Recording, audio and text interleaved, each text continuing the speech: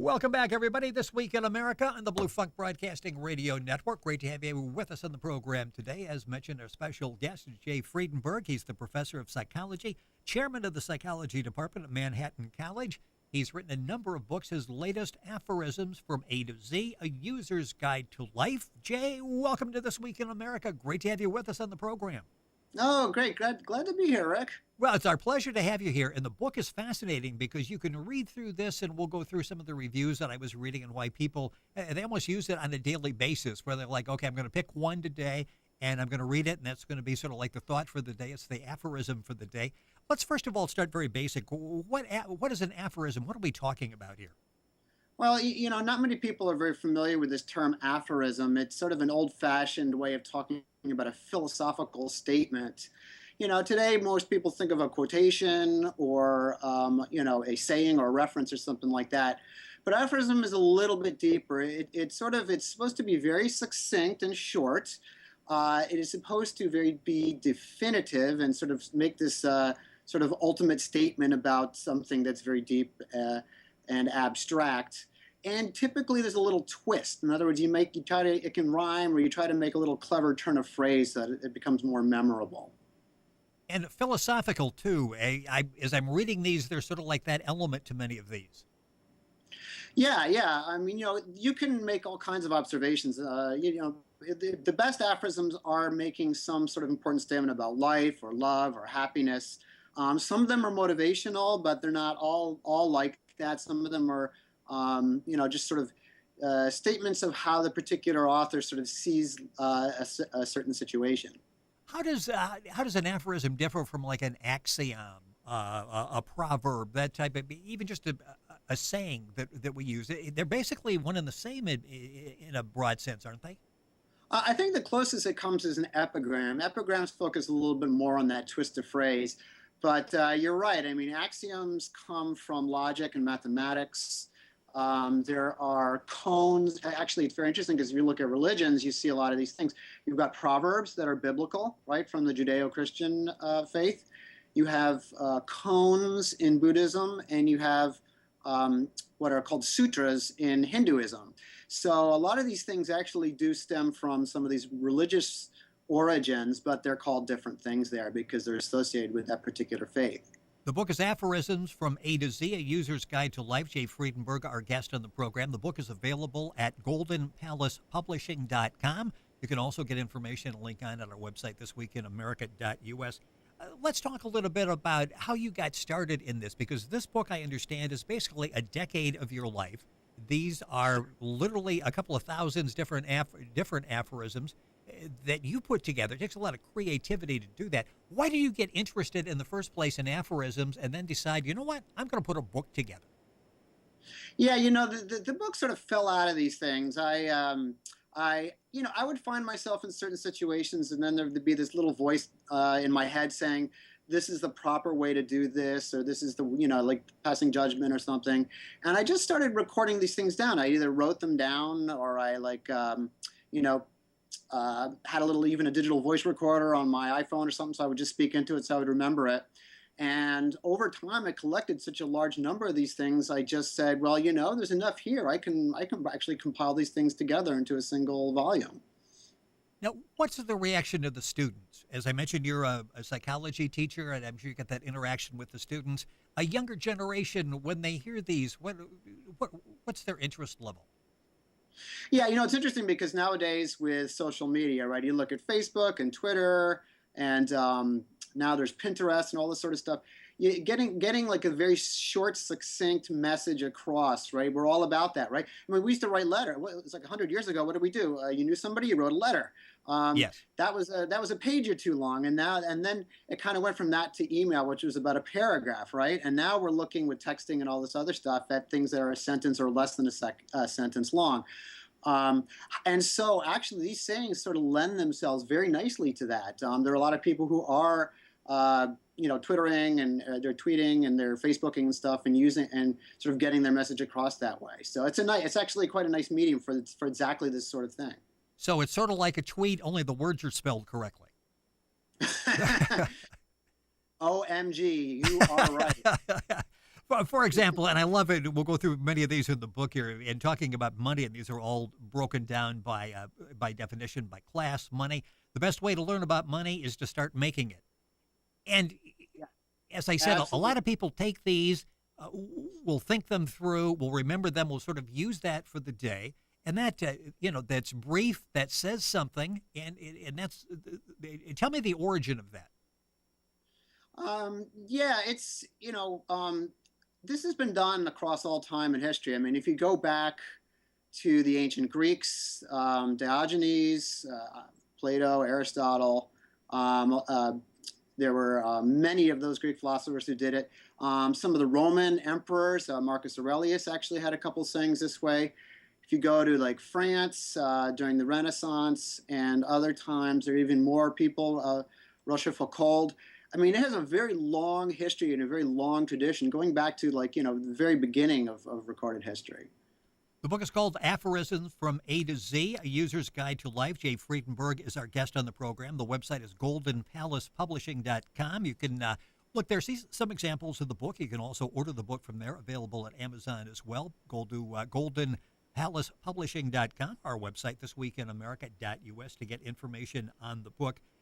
When you write one of these, is this something where you set out to do it, or is it sort of I would assume thoughts to come to you all the time, and basically 17 words or less to try to put these together? Is your day like one aphorism writing after another? I think I'd probably go a little crazy if that were true. Um,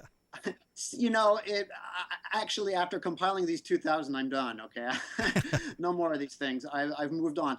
But some days, yeah, a couple would hit me. Some days, nothing at all. A lot of it. What's kind of interesting about this is that you don't really think them up ahead of time. They're not planned, right? Like I don't go, okay, happiness. I'm going to think up like 10 things to say about happiness.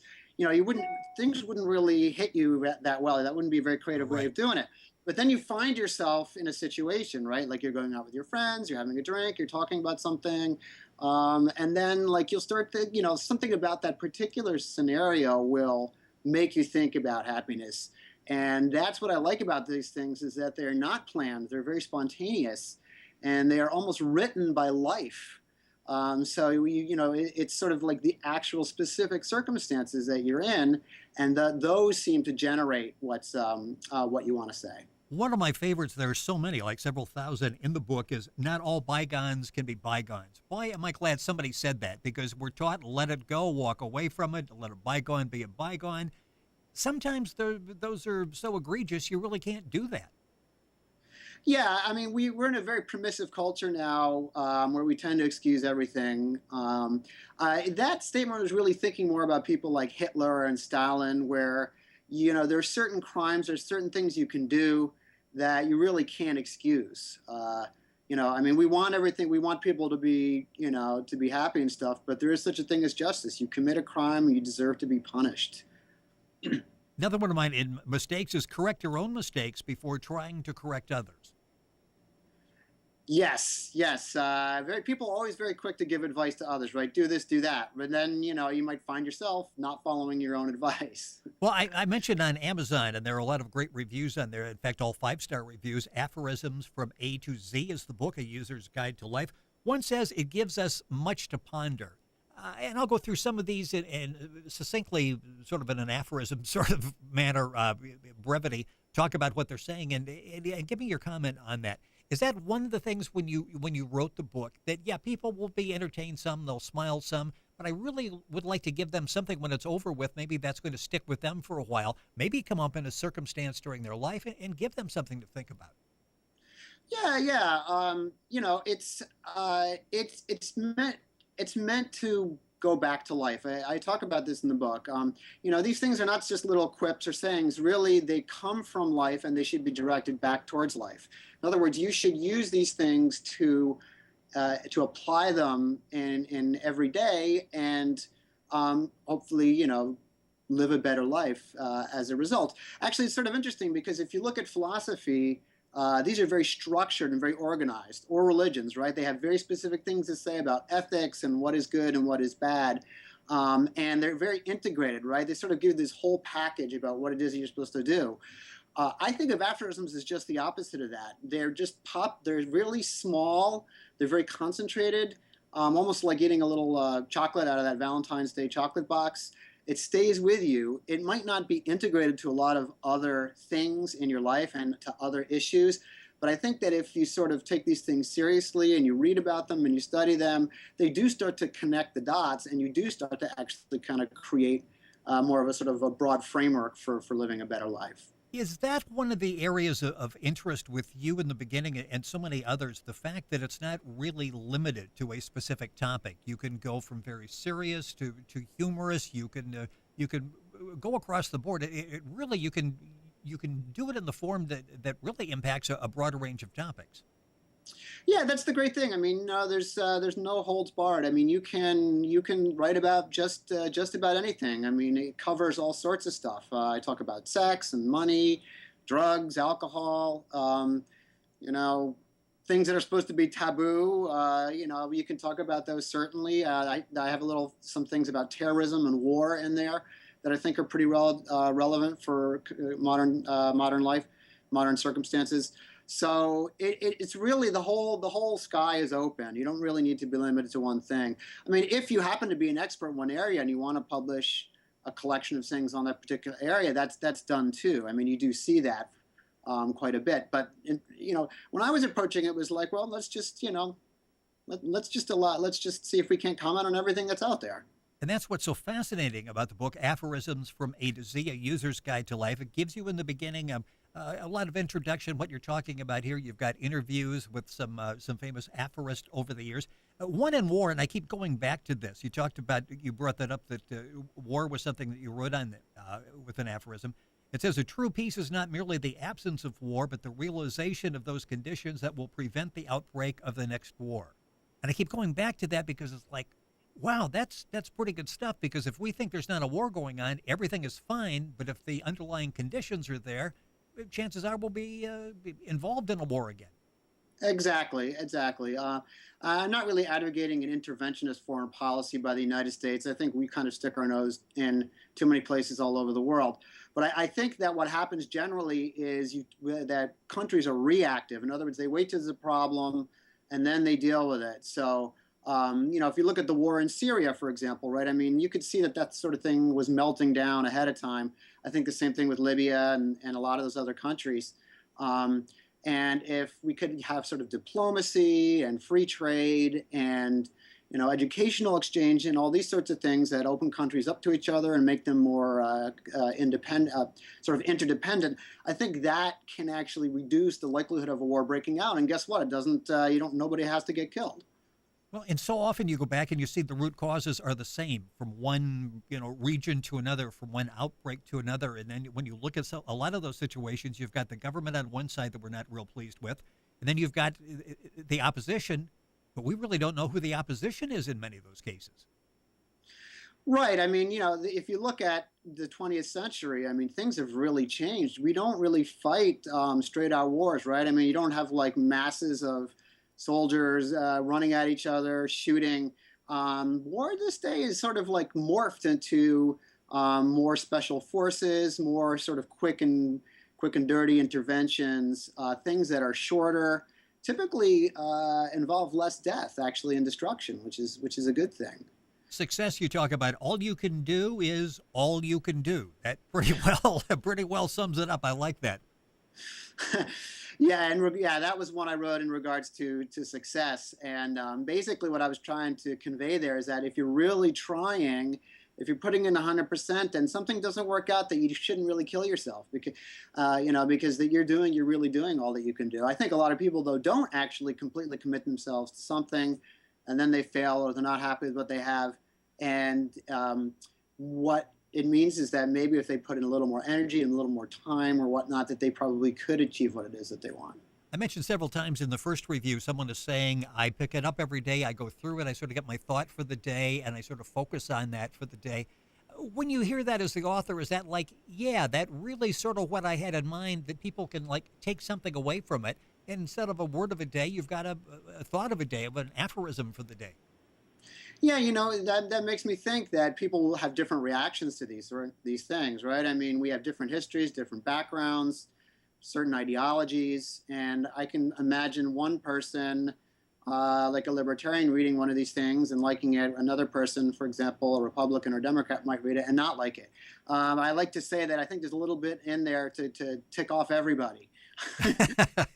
I think there's some stuff in there people will agree with. There's some stuff people won't agree with. I mean, really, I'm adopting sort of an objectivist, rationalist, scientific approach when I was writing these things. I was trying to be objective, but of course, who can be truly objective? And what is the nice thing about aphorisms is that they are subjective. And if you look at the people who've written these throughout history, you can almost see the imprint of the person. You can see their personality in the saying. Well, and yes, especially when you go back and you've got 2 or 3 or a string of these you can put together, and it's sort of biographical. It tells you who these people are. A couple minutes left in the program. The book is Aphorisms from A to Z, A User's Guide to Life. Jay Friedenberg is our guest on the program. The website is goldenpalacepublishing.com. I can see an app. Has anybody talked to you about like the thought of the day, of aphorism of the day app that I could actually put on my iPhone and pick up that information for the day? Yeah, Rick, that's a fantastic idea, and I looked into that until I realized it cost $30,000 to make one. That's interesting. Okay, so we'll just pick up the book and we'll do it the old-fashioned way. We'll carry the book around with us. I was very much trying to do that. I might even program one or create one myself if I have enough time and energy. But it's perfect for that. You can just do a search, and there are a lot of little apps for aphorisms that are out there already. Just go onto the iPad or the iPhone. Do a search, and you'll see that there's a number of apps that are already there. The book is excellent. Aphorisms from A to Z, A User's Guide to Life. Jay Friedenberg, I mentioned, professor of psychology, chairman of the psychology department at Manhattan College. And we're out of time in the program, but one of your research interests is vision, in including art perception. Love to have you back on the program and talk about that. I'm fascinated how we all look at something and we all see it differently, and I'd love to have you back to talk about that in the program. I'm there. Just give me a call. I'd be happy to go back and talk some more. Aphorisms has been the topic of the day. Aphorisms from A to Z, A User's Guide to Life. Jay Friedenberg, our guest on the program. Jay, thank you so much. And again, all the information in the book, of course, Amazon. Go to our website, thisweekinamerica.us, or you can go direct to the publisher at goldenpalacepublishing.com. Jay, thank you for joining us. Glad to be here. Thanks very much, Rick. You're listening to This Week in America on the Blue Funk Broadcasting Radio Network.